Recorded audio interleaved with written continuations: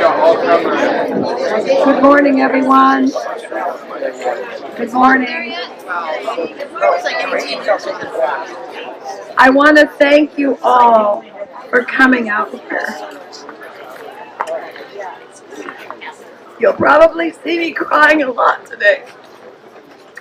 And my sister and I decided on the way here that we are ugly criers, so we're just going to have to deal with it. I was married to the most amazing man for 51 years. Not many people can say that. And I feel so blessed, not only in his relationship with me, my sons, and all of you.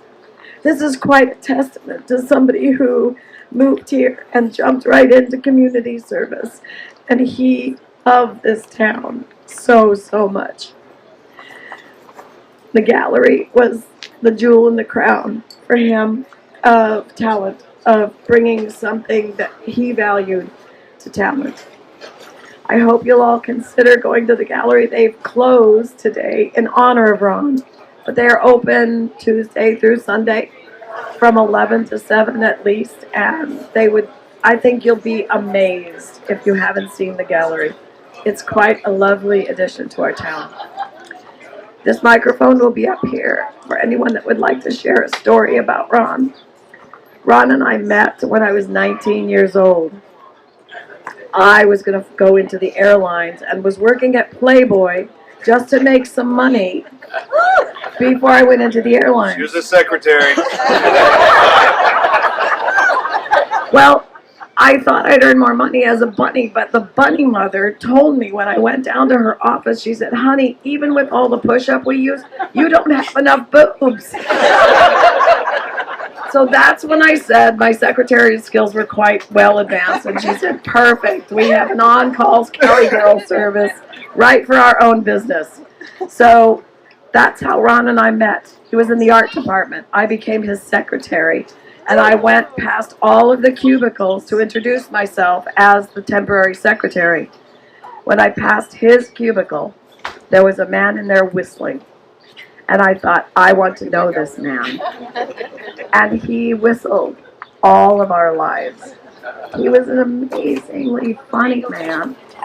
And he also was the kindest man I've ever met. I tried to get him into fights so often, and he would just walk away and say, Jesse, when you're done with that, let me know.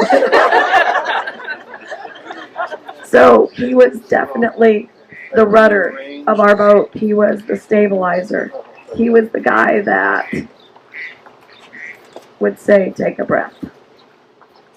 Thank you all for coming. I love you. There's lots of pictures going around. There's lots of, tell your stories, please, because that's the fun part. I got cards from people and words from people that I didn't know, but they knew my husband in a way that I didn't know. And that gave me such a dimensional sense of who he was. Thank you all for coming. I'm going to turn it over to my son now.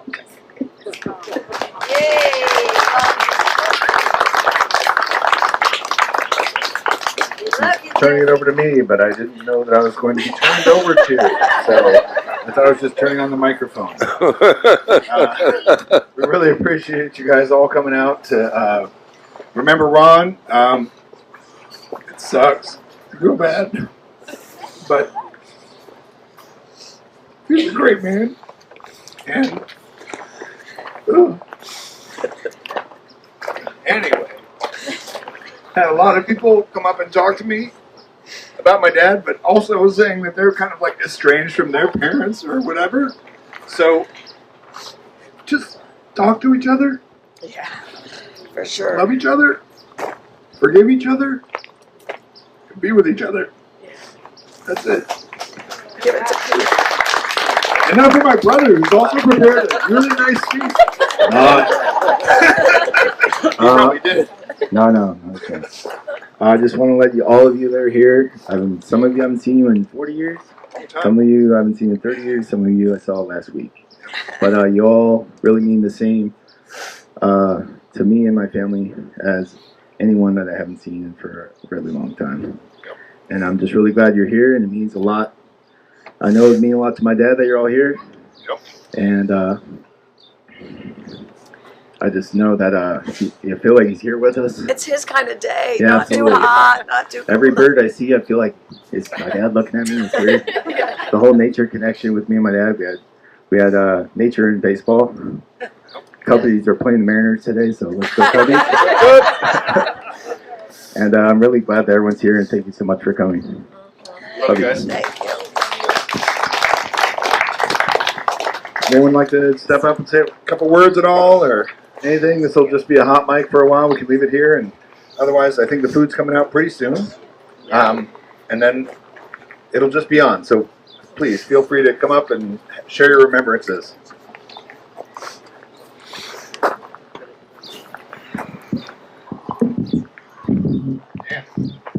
Maybe I'll turn it off. There's a little switch on the back of the speaker here. Oh, you want to come up, Dave? Or? No. I'm going to come. Go ahead.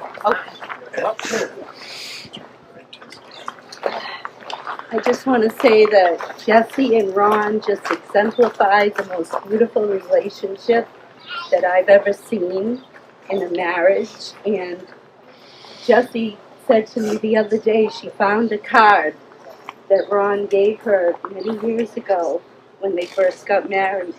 And it said, "Jesse, you're easy to love, but hard to keep up with." I just thought you'd all like to know that.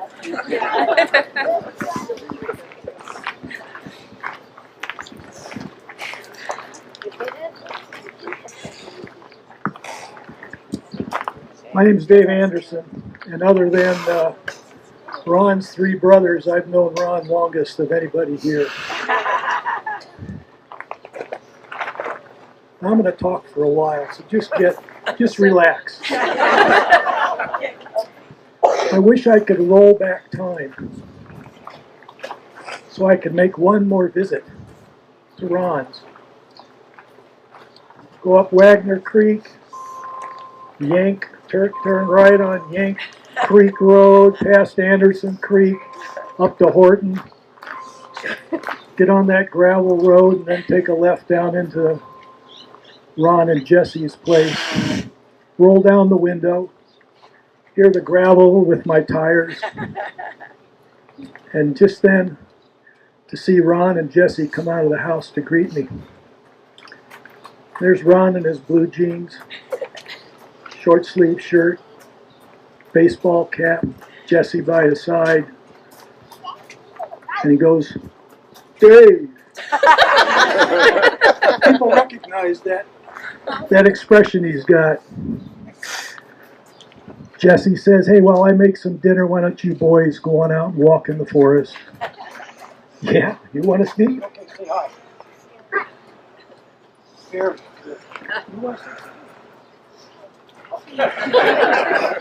I don't know who they are. So we go off into the forest. Ron loved the trees. He showed me the trees that he's taken down, experiences. He loved the nature of it and taking care of his property. We'd come back and walk past his workshop, go in and see what he was working on, go by his woodshed, and every log that was cut was the same length, stacked up, ready for winter.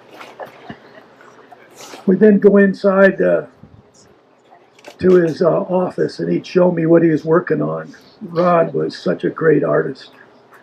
Show me what he was working on with his own drawings, what he was doing for the community and the Harvest Festival, what he was doing for his job, his other job with Abbey Carpets.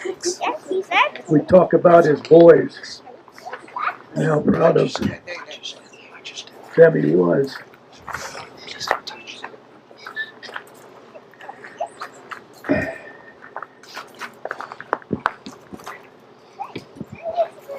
So I'm going to talk about two subjects. One of the bad things, you want to know the bad things Ron did when we were growing up? And then we'll talk about the good things. So I'll talk about the good things because there weren't any bad things about Ron growing up. Talk to me later. So we met in junior high. Ron had lots of friends. He was well known in high school as well as in junior high. You guys all know the personality that he had. We were very close, maybe best friends at that time, and we dated two best friends, a Sue Otto and a Cynthia Aspergen. We dated most of through high school together, best friends together. Sometime later, we all separated. We all found the ones that we were supposed to find. I found my Sue, the love of my life, and Rod found Jesse. I was going to say, the guy looking for somebody in Chicago to date, where else would you go? The Playboy Club, right? And that's where he found her. I spent a lot of time at the Hodgdon home, and the boys will remember La Rosa Pizza.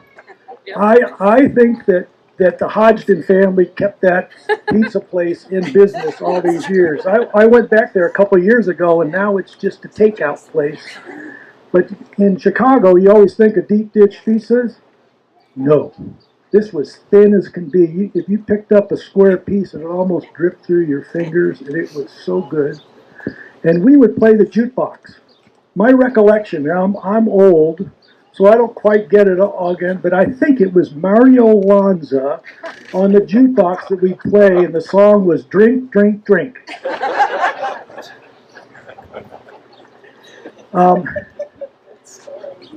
I was the best man at their wedding. Sue was in the, my wife was in the, was one of the maids of honors, the girls. But that day, Ron was the best man.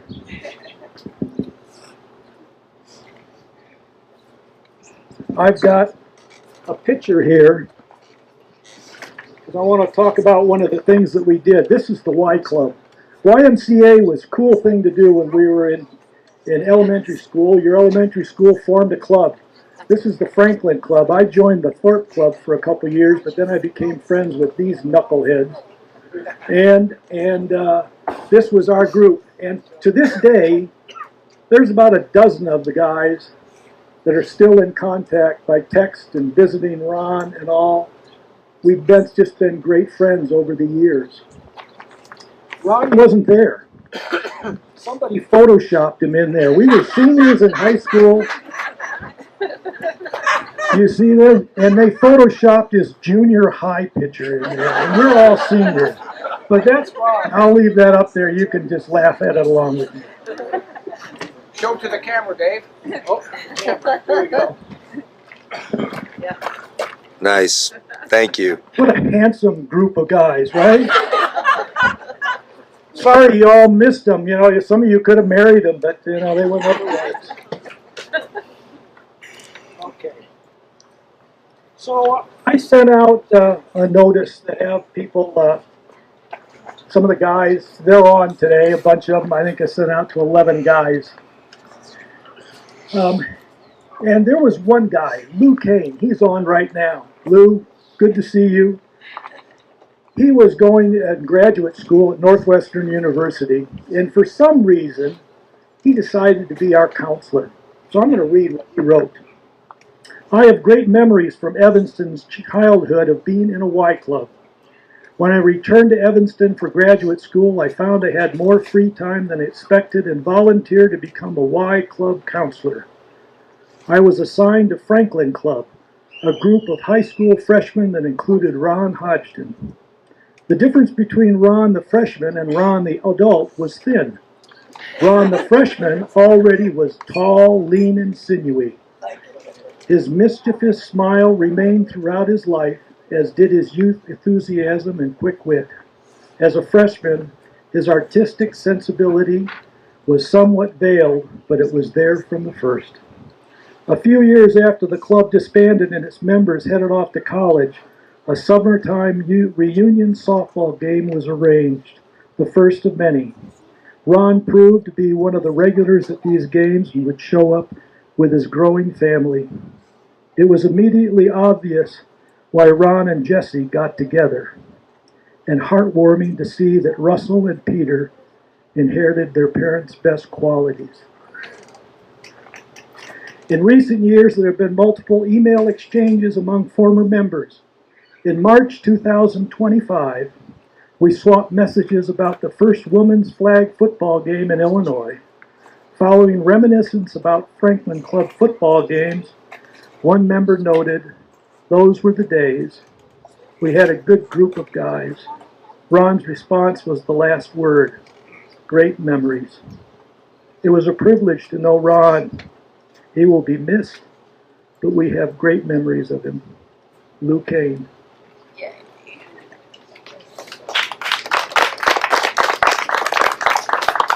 Steve Barris, another one of the guys, said a memory. He said, "It involves fishing. What a surprise." I used to have some of the guys up to my place in a lake in Wisconsin around my birthday in June to go fishing. On this particular trip, the fish seemed to be biting a little better than usual. So when it was time for dinner, Ron thought it would be a good idea to keep fishing by setting lines and leaving our poles at the end of the pier. Even though unattended lines are not allowed in Wisconsin, he insisted that since we could look out the sliding glass doors and see our poles to tell if there were fish on the lines because the poles would be bending over, it was perfectly legal. Sure enough, before we finished our burgers, he and I had run back out and reeled in some really nice size northern pike twice. He really did enjoy fishing. I also remember he could seemingly eat or drink more than the rest of us. 2 sandwiches, 2 chocolate milks, and 2 packages of Hostess Twinkies was his normal lunch.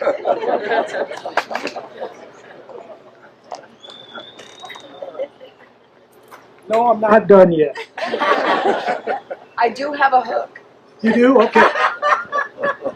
Food is just about ready, so that's the cue. Okay.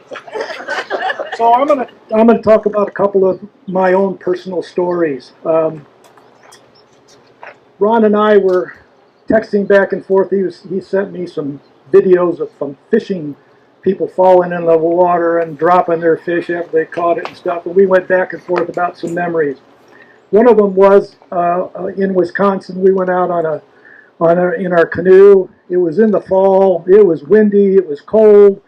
The wind pushed us all the way across the lake, and then we hit some submerged log, and here the two of us capsized into the water.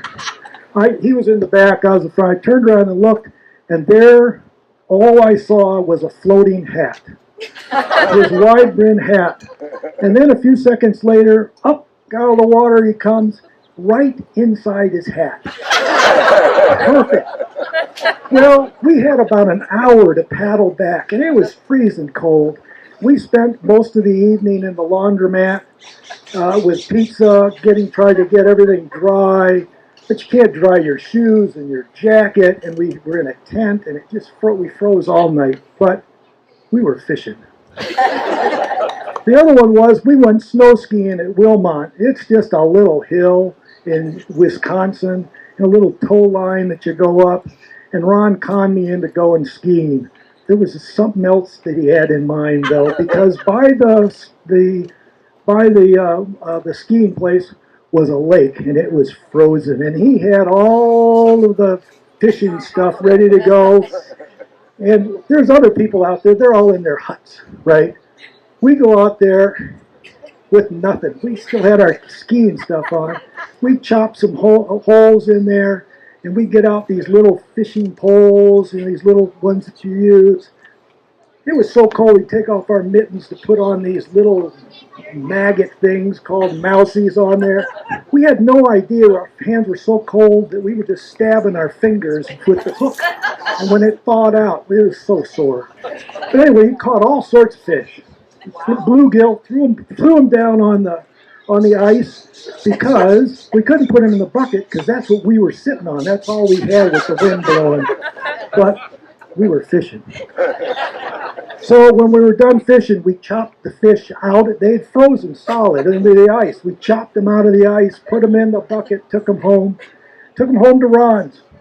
We threw them into the sink, put in some water, had to thaw them out before we could before we could clean them. So we were sitting in the living room having some refreshments, and I go walking into the kitchen, and I'm talking to them. I stick my hand into the sink, and they're all alive again. So a normal person would just pull the plug and drain out the water and let them die. Not Ron. He gets out our little fishing poles again, and he tries catching these fish that are they're just swimming sideways in there and stuff. Couldn't catch him. Couldn't catch him again. This is after how many refreshments? There was a few. But don't blame us because it was always Rob bought us the beer all the time. And he should have gone to jail for that, but here he is, still here, the old guy. I know. No, You can come back for a second time later, Dave. oh, I can? You can, of course. Nope, I have to do this. Okay, great. My wife couldn't be here. She has some health issues. But she wrote a poem. It's called Ronnie Hodge, the Man. Today we've come to celebrate the life of Ronnie Hodge, the man. I'd like to list off all he was and is, but I don't think I can. No person has the words to capture Ron in all his width and breadth. I can't begin to touch the surface of his talents or his depth. And yet he stood among our best and oldest friends, so I will try, remembering that loved ones we remember never truly die. Ron loved his family most of all. He also loved his land. They grew together in his heart in ways I understand. We tend our soil to raise sound trees, preserving roots and structure. We lay down roots in families, deep roots, too strong to rupture.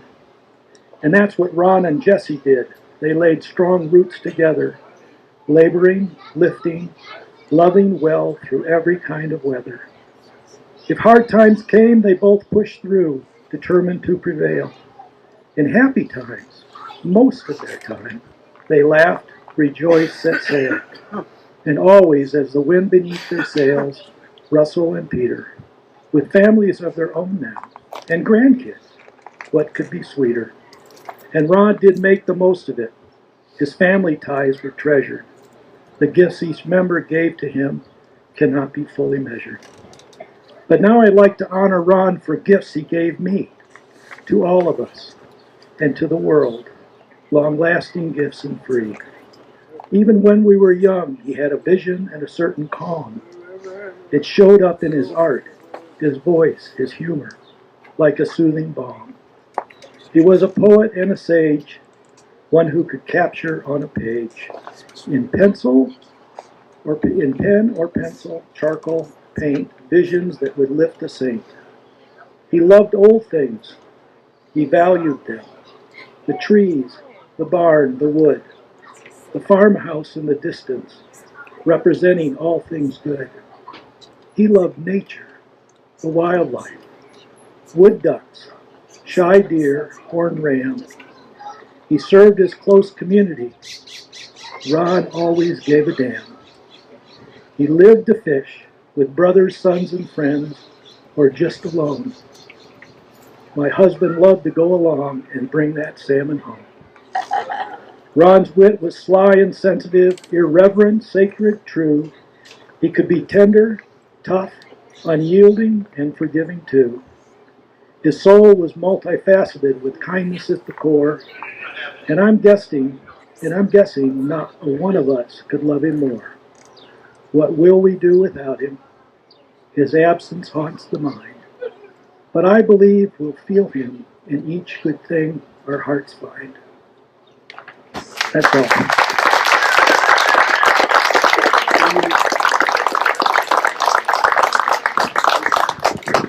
I want to thank you all for sitting so kind and patiently and listening to all of our stories. It's a fun thing for me to hear. Sue's always been an incredible poet. Her holiday cards are always a great poem. So now I invite you to come in. Mic's not working. Sorry, the mic's dropping out a little bit.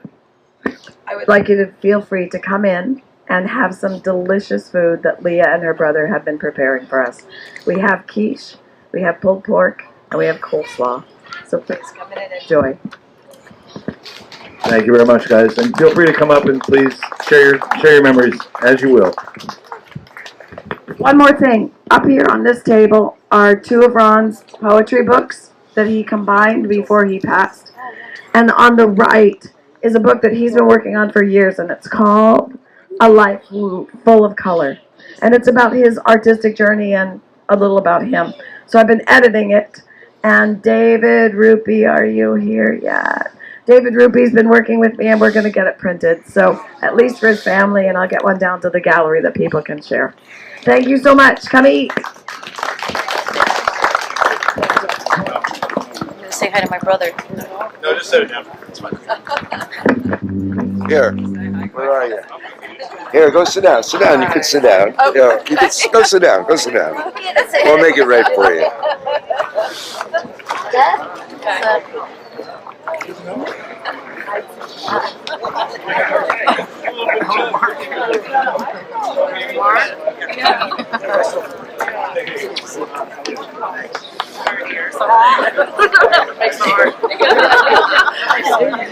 And now they do it like this or something. Like, and now they go like that. Or... Is that a heart? All right, thank you. Oh, you're welcome. Thank you. Such nice. Good afternoon. Good afternoon. So nice to see you all here. I don't know you all. Perhaps I will before we go today. I have a few things I'd like to say. Oaxaca, Teheka, great mystery.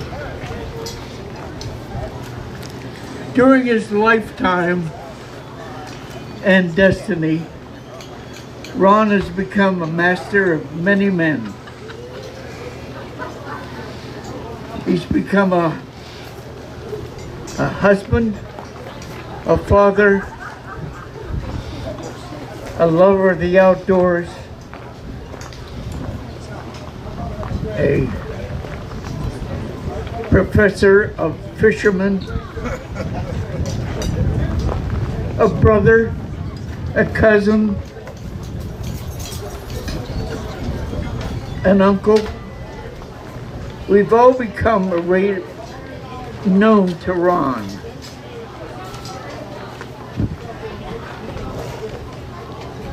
He's been a companion, a friend, a husband, a teacher, a driver, a man who's become a man of all men.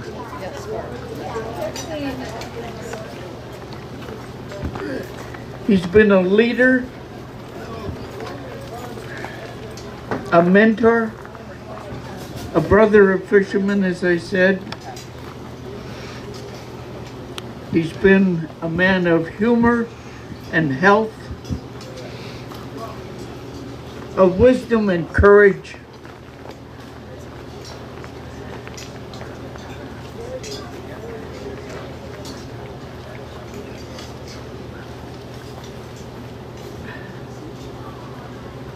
There are two lyrics that I remembered from a song that says, "To love and be loved is the dream I pursue."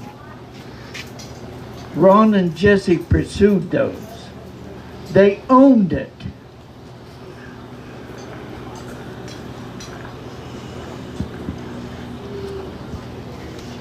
When a man dies, he dies as just as one.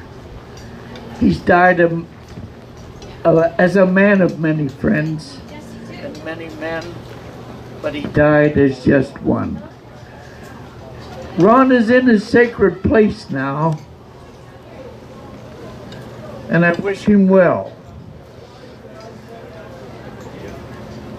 I believe that all things happen for a reason.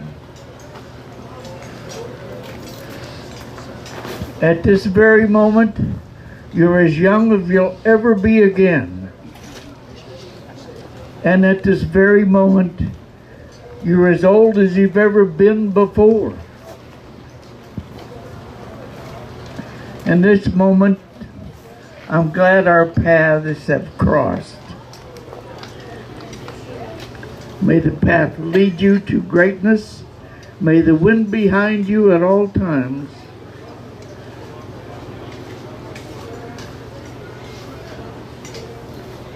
I believe that all things happen for a reason. Sometimes we don't know the reason. It's never told to us. Life does go on. So let's live again. Don't forget Ron. His legacy will remain constant and forever, untarnished and whatever.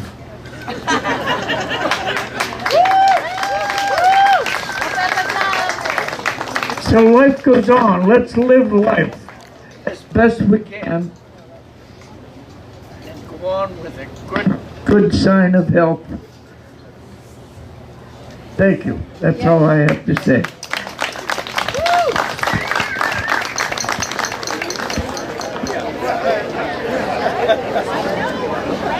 Try and pick him up, maybe? Oh, speaking of the devil. Speaking of the devil. So Sharon. Come over and sit. Hi, Papa Tom. It's so nice to see you all here. This is amazing to me that it can be shared in this way.